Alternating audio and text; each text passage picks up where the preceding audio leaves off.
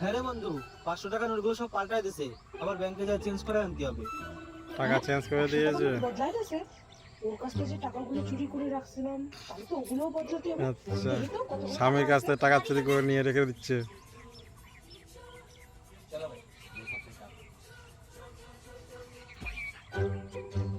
এতগুলো টাকা চুরি করে রেখে দিয়েছে।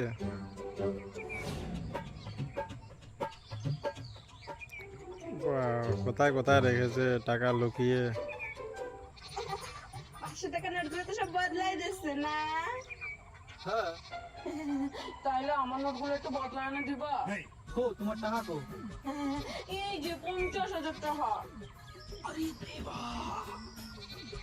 এত টাকা তুমি পালা কমাবে? আমারে তুমি যাও, আমারে পাল্টা এনে দাও। কিসির টাকা বদলা এনে দেবো?